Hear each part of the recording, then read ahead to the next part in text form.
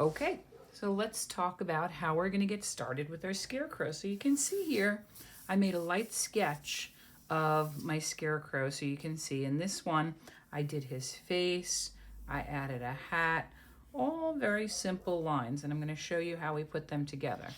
Over here, you're going to see that I drew a little bit of a smaller face, so it put him back in the distance, and then I was able to add more of his body. So let's go through the steps. First, you're going to need a piece of paper.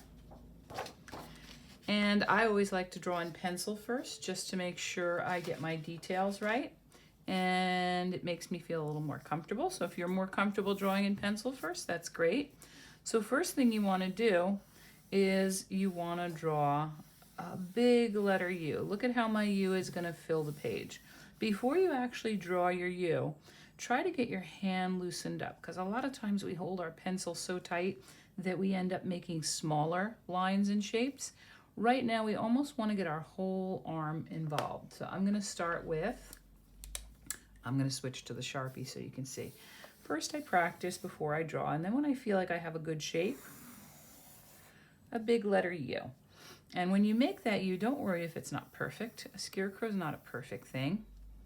Actually, a scarecrow is usually made from the farmer's old sackcloths and old shirts and old hats. So the less perfect it is, the better it's going to be.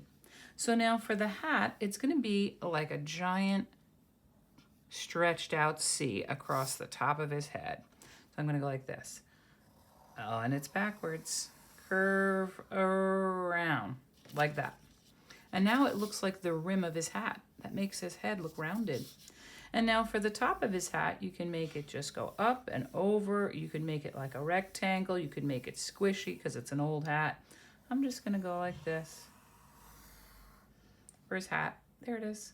I might even use a little patch to make it look old. So I made a square, and then I made some stitch marks on it. You can add more of those later. And then I want to think about how am I going to make the rest of him look like he's not just floating in the air. If I drew a line, he'd look like a balloon, right? So I'm going to make it look like he's got a shirt on. So I drew it like that. And then I'm going to make it like a square here. Come down, square there. Now it looks like he has a collar. Going to give him some buttons. Round shapes with two round shapes. That also could be a little piggy's nose, right? So when you're looking at things, think about other ways you can use it. I could add more patches all over. I could stitch this on if I want to. His mouth, remember, is made from an old cloth sack, kind of like how they used to get something like flour, maybe sugar. So I stitched on a mouth, and then I'm going to think about his nose. Sometimes they actually used pumpkins for the shape of the head. So if you wanted to make yours more pumpkin-like, you can. I'm going to use the same idea for the eyes. I'm going to use very simple, what shape? Triangles. I have 3 triangles. Put a little dot in there for his eye, like that. And then I might give him some hair, which might be some old hay. Maybe I want it to come out here too. And from there, I'm going to think about color. Now for this one, because it's up close, we could probably just do a solid color background any way we want. For the other one, where it's drawn and there's more space, you could add any details you want. You could add a sun, you could add clouds, you could add crows flying in the sky. I'm just going to show you a simple way I drew a crow. Kind of like that semicircle. Remember we've used it a couple of times. Peter Max's sun upside down. And then I'm going to make a circle that looks like it's on top of it. Triangle. Rectangle for his tail. Another semicircle. And a little dot for his eye. So in this one, what I did was I made a smaller U. On the other one, you saw my U is very big. Here, it's smaller, but I started kind of the same way. Made that shape. Oops, I forgot to close the top. Now I could make his hat more crumply if I wanted to. Make it look a little bit more like it's old. I could make button eyes if I wanted to. So I use a different shape. I could make the triangle upside down. Loads of different ways you could make the details. I might make him look like he has rosy cheeks. I might make my straw, instead of drawing them as single lines, maybe I'll use those zigzag lines some of you used in your Roy G. Biv. Now I made his arms go all the way across, and to make the body, I kind of want it to look like his arm is out hanging and down. Same thing here, arm is out hanging and down here.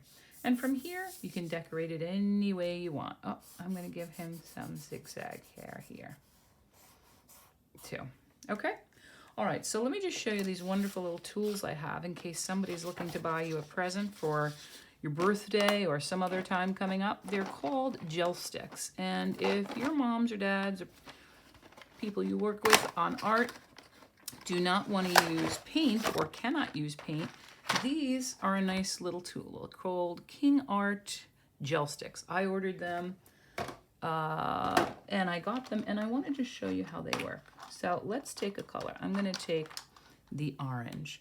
And so I'm going to show you, they kind of go on almost like they feel like maybe lipstick. They're very light. When you put them on, they look like crayon. They're so smooth. You don't press hard with them.